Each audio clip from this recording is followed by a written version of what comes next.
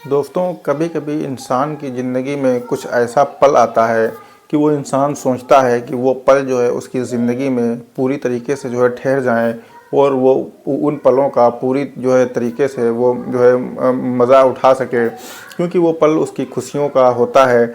लेकिन ऐसा नहीं होता है। समय का जो पहिया है वो लगातार चलता रहता है और इंसान की ज़िंदगी में जो है वक्त जो है बदलता रहता है और वो चीज़ें जो है उसके हाथ से चली जाती हैं। जो आज है वो कल नहीं होती।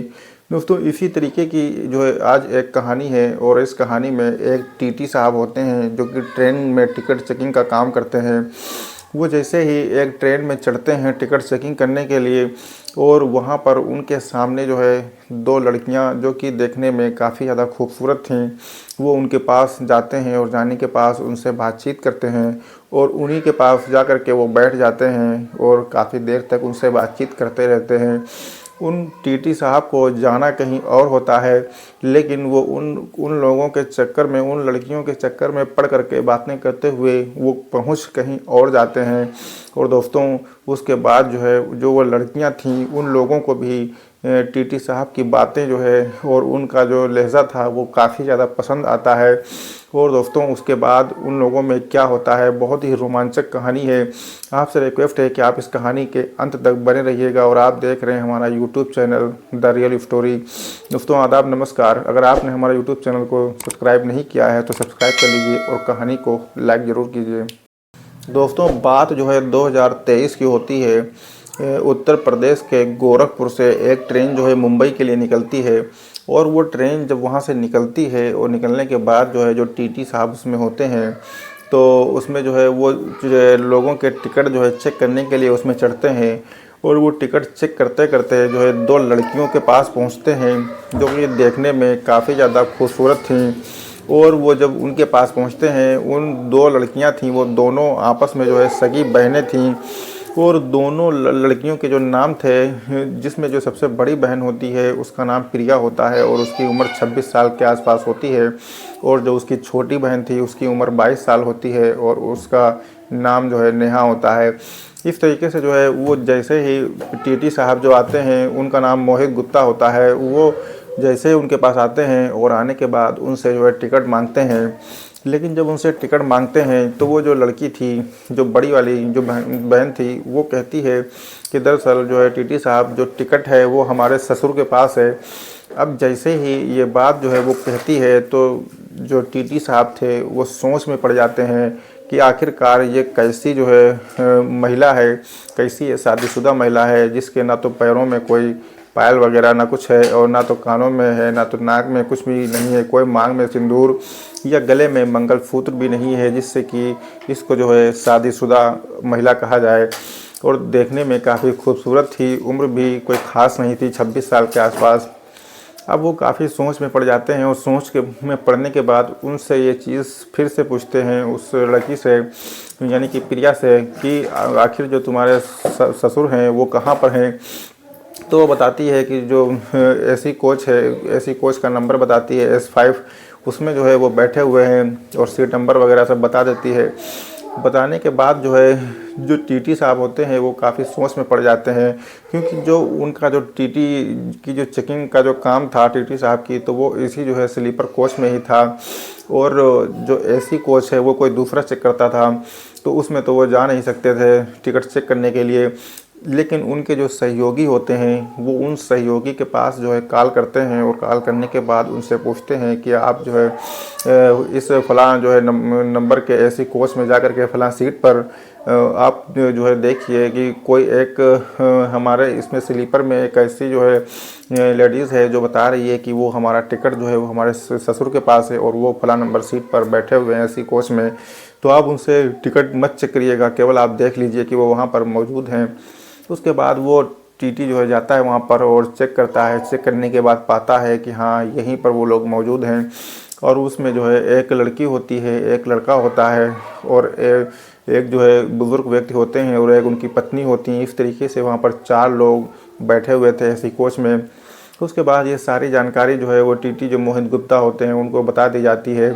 उसके बाद जो है मोहित गुप्ता किसी तरीके से जो है उस एसी कोच में पहुंचते हैं और पहुंचने के बाद जो है उनके पास पहुंचते हैं, जो उसके प्रिया के जो ससुर होते हैं उनसे वो मुलाकात करते हैं और फिर उनसे पूछते हैं कि कोई आपकी बहू जो है उस स्लीपर कोच में बैठी हुई है फलान नंबर सीट पर, तो क्या उसका टिकट आपके पास है? तो वो कहते हैं हाँ। और उसके बाद जब वो टिकट मांगा जाता है तो वो टिकट निकाल करके टीटी साहब को दे देते हैं। लेकिन जो टिकट था वो केवल एक ही टिकट था। उसके बाद जो है टीटी साहब फिर से जो है उनसे रिक्वेस्ट करते हैं कि ये टिकट जो है एक ही का है और वहाँ पर तो 2 लड़कियाँ मौजूद हैं। तभी जो है वो ससुर जी जो उसके होते हैं वो कहने लगते हैं कि वो हमारी बहू है, उसका हमने टिकट लिया है और वो जो उसके साथ में जा रही है वो उसकी बहन है, उसकी जिम्मेदारी हमारी नहीं है और वो अपने साथ लेकर के जा रही है तो वो खुद उसको देखेगी। दोस्तों उसके बाद जो है काफ़ी ज़्यादा सोच में पड़ जाते हैं टीटी साहब और सोचते हैं कि बताओ, जो खुद जो है जिसकी बहू जा रही है और उसकी जो है बहन जा रही है लेकिन उसका ये टिकट तक नहीं ले सकते हैं, किस तरीके के आखिर इंसान हैं।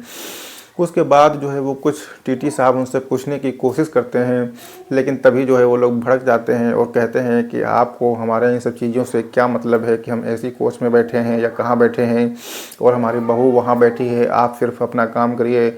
उसके बाद वो जो है उन लोगों से कुछ नहीं बोलते हैं और वहीं पास अगल बगल जो है टहलते रहते हैं। इतनी ही देर में जो उस ससुर जी की जो बीवी थी यानी कि जो प्रिया की सास थी वो जो है अपने आदमी से जो है कहती हैं कि जो है लड़का तो हमारा चला गया लेकिन जो है ये बहू जो है ये जो है हमारे पल्ले पड़ी हुई है और बहू तो हमारे पल्ले पड़ी ही हुई थी, अब साथ में वो अपनी बहन को भी लेकर के जा रही है और कैसे क्या करेगी और हम लोगों को परेशान करेगी। तभी जो है जो ससुर जी प्रिया के होते हैं वो जो है अपनी बीवी से कहते हैं कि अगर वो लेकर के जा रही है तो वो खुद देखेगी, वो टेंशन उसकी है, ये टेंशन हमारी नहीं है और तुम इस मैटर पर कुछ भी जो है ना सोचो। दोस्तों जब ऐसी बातें वहाँ पर वो सुनते हैं टीटी साहब तो वो बहुत ज़्यादा परेशान हो जाते हैं और उसके बाद फिर से वो आकर के यहीं पर आते हैं प्रिया के पास। और आने के बाद जो है उस स्लीपर कोच में जब आते हैं तो प्रिया से कहते हैं कि दरअसल उन्होंने जो है सिर्फ तुम्हारा ही टिकट दिया है और ये तुम्हारी बहन है, इसका जो है टिकट नेहा का उन्होंने नहीं दिया है। तो वो कहती है कि सर अब हम क्या बताएं, हमारी बहन अकेली थी और जो है परेशान थी तो इसको नौकरी दिलवाने के लिए वहाँ पे लेके जा रहे हैं कि कहीं कमाएगी खाएगी। तो इस तरीके से जो है तो वो कहती है कि टीटी साहब आखिर कितने पैसे हुए टिकट के, आप रसीद बना के हमको दे दीजिए। लेकिन उन लोगों के पास इतने पैसे नहीं थे। वो दोनों बहनें जो है अपनी अपनी पर्स को टटोलती हैं और उसके बाद जितने भी पैसे होते हैं सब निकालती हैं, जिसमें 1000 रुपये लगभग निकलते हैं। और उसके बाद वो टीटी साहब जब रसीद बनाते हैं तो वो 900 रुपये के लगभग आसपास की वो रसीद होती है और वो 900 रुपये वो दोनों बहनें उनको दे देती हैं टीटी साहब को। और उसके बाद टीटी साहब वो 900 रुपये रख लेते हैं और उस रसीद को बना करके उन दोनों को दे दिया जाता है। उसके बाद टीटी साहब जो है वहाँ से उठने लगते हैं, लेकिन तभी इतनी ही देर में वहाँ पर जो खाना परोसने वाला होता है वो जो है आर्डर लेकर के आ जाता है खाने का। और उसके बाद इन लोगों से कहता है कि ये लीजिए मैडम, ये आपका जो आर्डर है वो आ चुका है खाने का। तभी वो परेशान हो जाती है प्रिया और कहती है कि जो है आप इस खाने को ले जाइए और हम ये खाना नहीं ले सकते हैं। उसके बाद क्योंकि उसके पास अब पैसे बिल्कुल भी नहीं बचे थे, जो भी पैसे उन दोनों बहनों के पास जमा पूंजी थी उन पैसों का तो उसने टिकट कटवा दिया था अपनी बहन का। इसीलिए अब चूंकि 100 ही रुपये उसके पास बचे थे और वो खाना था 170 रुपये का, इसलिए जो है वो उस खाने से लेने से इनकार कर रही थी। लेकिन उधर जो है जो उसके जो उधर मोहित गुप्ता जो होते हैं टीटी साहब, वो इन सब चीज़ों को जो है सुन रहे थे। उसके बाद जो है वो जब मना कर देती है और उसके बाद फिर टीटी साहब उसको बुलाते हैं और बुलाने के बाद उससे पूछते हैं कि ये खाना कितने का है, तो वो कहता है कि 170 रुपये का है। तो तभी टीटी साहब कहते हैं कि ठीक है, आप खाना वहाँ पर रख दीजिए और ये पैसे हमसे ले लीजिए। तो वो कहते हैं कि जो खाना लेकर के आया था वो कहता है कि सर आपसे हम पैसे कैसे ले सकते हैं।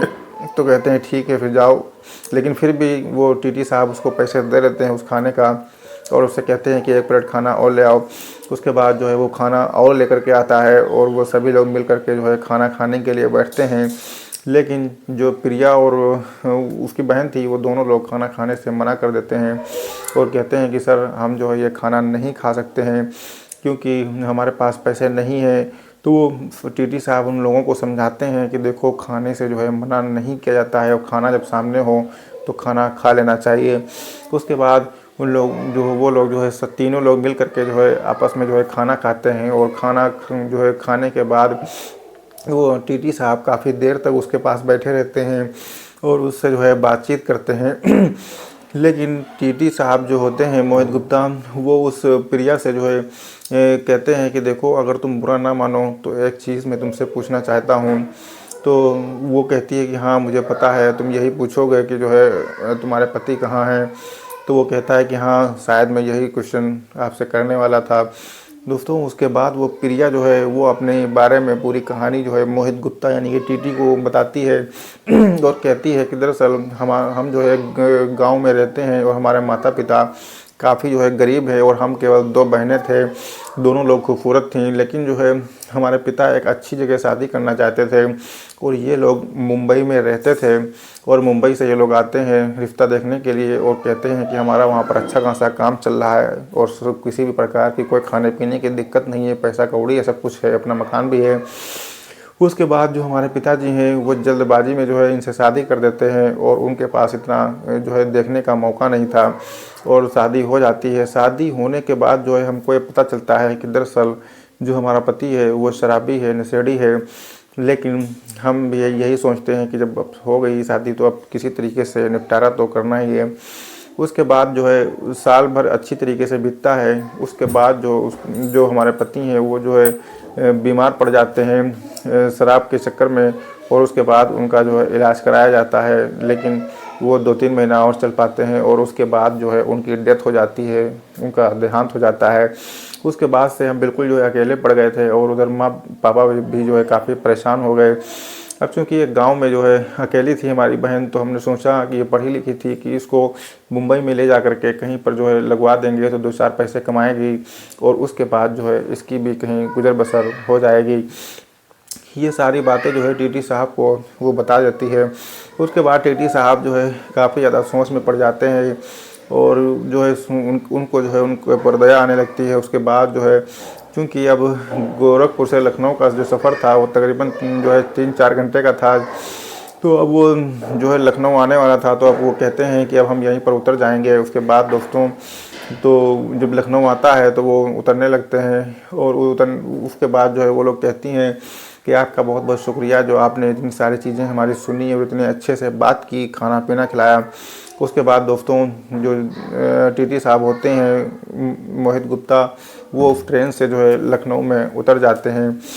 उतरने के बाद जो है वो ट्रेन वहाँ से जो है चलती रहती है, और वो अगले दिन रात को जो है वहाँ पहुँचती है। मुंबई से पहले एक होता है कुल्लू, तो वहाँ पर जो है पहुँचती है, वो ट्रेन रुकती है, और रुकने के बाद जो है जैसे ही सुबह होता है तो सुबह होने के दौरान ही वो टीटी साहब आते हैं, और आने के बाद उसके कान में कहते हैं कि गुड मॉर्निंग। तभी वो लोग जैसे ही एक बार टीटी साहब को देखती हैं तो देखने के बाद काफ़ी ज़्यादा हैरान हो जाती हैं, और कहती हैं कि सर आप तो जो है लखनऊ में उतर लिए थे और उसके बाद फिर यहाँ पर आप कैसे आ गए। तभी वो टीटी साहब बताते हैं, कहते हैं कि दरअसल हम लखनऊ में उतर लिए थे, लेकिन फिर से जो है चढ़ गए थे, और उसके बाद जो है आप ही लोगों के साथ में सफ़र हुआ, और अब सुबह आप लोगों से मुलाकात हो रही है। उसके बाद उन लोगों के आपस में जो है बातचीत होती है, और तो वो कहते हैं कि आखिर क्यों आपने ऐसा क्यों किया। तो वो कहते हैं कि दरअसल हमारे दिल ने कहा, इसलिए जो है हमने ऐसा किया। दोस्तों उसके बाद उन लोगों की जो है आपस में बातचीत होती रहती है, और अब जब चूँकि मुंबई पहुंचने वाले थे, तो मुंबई पहुंचने से पहले ही जो टीटी साहब होते हैं वो उनसे कहते हैं, प्रिया से कहते हैं कि आप जो है अपना नंबर दे दीजिए, ताकि जो है कभी भी जो है मौका मिले तो जो है आपकी खैरियत मालूम कर सकते हैं। लेकिन प्रिया कहती है कि दरअसल हमारे घर का जो ससुराल का माहौल है वो थोड़ा अलग टाइप का है, तो इसलिए हम अपना नंबर आपको नहीं दे सकते हैं, लेकिन आप अपना नंबर हमको दे दीजिए, और उसके बाद जो है जब कभी भी हमको मौका मिलेगा तो हम तुरंत आपको कॉल कर लेंगे। उसके बाद टीटी साहब अपना नंबर उसको दे देते हैं, और फिर वो मुंबई में वो ट्रेन से उतर जाते हैं, और वो लोग भी उतर करके अपने ससुर को मिल लेती हैं, और मिलने के बाद जो है वो अपनी ससुराल में चली जाती हैं। इस तरीके से जो है अब टीटी साहब भी अपने घर आ जाते हैं। एक दिन बीतता है, फिर 2 दिन बीत जाते हैं, फिर 3 दिन बीत जाते हैं। चौथा दिन जब होता है तो टीटी साहब जो है काफ़ी ज़्यादा बेचैन परेशान हो जाते हैं कि आखिरकार जो है 4 दिन हो गए और अभी तक जो है उसकी कॉल नहीं आई। टीटी साहब के मोबाइल पर कोई भी कॉल आती है दिन भर में तो जो है वो हर बार यही जो है उनका दिल धड़कता कि शायद जो है प्रिया की कॉल आई हो, लेकिन ऐसा नहीं होता था। और चौथे दिन रात को 11 बजे जो है उसकी कॉल आती है, जिस टाइम जो है टीटी साहब अपने घर पर आराम से सो रहे थे। और उसके बाद जो है टीटी साहब जो उस फ़ोन को उठाते हैं और उधर से आवाज़ आती है फ़ोन पर कि हेलो, मैं प्रिया, वही जो मैं ट्रेन में मिली थी। उसके बाद जो है उन दोनों की बातचीत होने लगती है और टीटी साहब कहते हैं कि मैं काफ़ी इंतज़ार कर रहा था आपका, लेकिन आपसे जो है बात नहीं हो पाई। तभी जो है वो कहने लगती है कि दरअसल वहाँ से आने के बाद जो है ससुराल में काफ़ी ज़्यादा दिक्कत और लड़ाई झगड़े हो गए थे, क्योंकि सास ससुर ने जो है वो हमारी बहन को रखने से इनकार कर दिया था। और साथ में जो हमारे ननद और देवर थे उन्होंने भी जो है काफ़ी ज़्यादा झगड़ा करना शुरू कर दिया। उसके बाद हमने अपनी बहन के लिए एक अलग से कमरा जो है ढूंढ लिया है और उसी कमरे में हम भी जो है रह रहे हैं। और आज जो है जब हमको टाइम मिला तो हमने सोचा कि आपसे जो है बात कर लें और इसीलिए हमने फ़ोन मिलाया है। दोस्तों, उसके बाद जो है इन दोनों की बातचीत होती रहती है, लेकिन जब बातचीत होती रहती है थोड़ा सा वक्त आगे बढ़ता है। उसके बाद जो है जो प्रिया होती है वो उससे पूछती है कि आखिर तुम जो है इतना हमारे लिए क्यों परेशान हो। तो वो जो है अपनी बात जो है बता देता है और कहता है कि जो है दरअसल तुम्हारे ही लिए हम जो है लखनऊ से मुंबई तक जो है सफ़र किए थे, वरना मेरा वहाँ पर कोई काम नहीं था। तो वो पूछती है कि आखिर ऐसा क्या हुआ जिसकी वजह से जो है तुम सफ़र हमारे लिए जो है किए हो। तो वो जो है बताने लगता है, टीटी साहब जो होते हैं मोहित गुप्ता, वो कहने लगते हैं कि दरअसल मुझको जो है तुमसे प्यार हो गया है और आई लव यू टू। दोस्तों, उसके बाद जो है उधर से काफ़ी देर तक तो कोई आवाज़ ही नहीं आती है और जब आवाज़ नहीं आती है उधर से फिर रोने की आवाज़ आती है और उसके बाद उधर से भी वो जो प्रिया होती है वो भी कहती है आई लव यू टू। उसके बाद जो है कहानी जो है आगे चलती है। उसके बाद जो है वो फ़ोन काट देती है। फ़ोन काटने के बाद जो है वो रोने लगती है और फिर उसकी जो बहन होती है नेहा वो आती है और वो कहती है कि दीदी आप क्यों रो रही हैं। उसके बाद दीदी बताती है कि दरअसल ऐसी सी बात है और वो जो है ऐसी सी बात कह रहे हैं। तो वो उसकी जो है बहन होती है वो कहती है कि इसमें बुराई ही क्या है और वो बहुत ही अच्छे इंसान हैं, इतनी उनका जो है उनके एहसान है हमारे ऊपर और आप जो है उनके साथ जो है शादी कर लें तो बहुत ही अच्छा रहेगा। दोस्तों, उसके बाद जो है वो बहुत खुश हो जाती है और फिर उसके पास फ़ोन करती है और इस रिश्ते को जो है मंजूरी दोनों के लोगों की तरफ से जो है वो मंजूरी मिल जाती है। और मंजूरी मिलने के बाद जो है उन दोनों की जो बातचीत है वो आगे भी जो है जारी रहती है। और एक दिन ऐसा आता है कि जो मोहित गुप्ता जो टीटी साहब होते हैं वो जो है टीटी साहब जो होते हैं वो अपनी माँ को, क्योंकि उनके पिता नहीं थे, अपनी माँ को ये सारी कहानी बताते हैं। और कहानी बताने के बाद उनकी माँ भी पूरी तरीके से इस शादी के लिए जो राज़ी हो जाती हैं। और एक दिन ऐसा आता है कि वो दोनों लोग शादी कर लेते हैं और आज की तारीख में वो दोनों लोग शादी करके एक अच्छी ज़िंदगी जो है एंजॉय कर रहे हैं और उनकी ज़िंदगी में किसी भी प्रकार की कोई दिक्कत नहीं है। और जो उनकी साली थी, छोटी वाली जो उसकी बहन थी उसको भी वो एक अच्छी परवरिश और एक अच्छी जगह रिश्ता उसका ढूंढ रहे हैं। दोस्तों, ये थी आज की हमारी कहानी। कैसी लगी कमेंट बॉक्स में ज़रूर बताइएगा।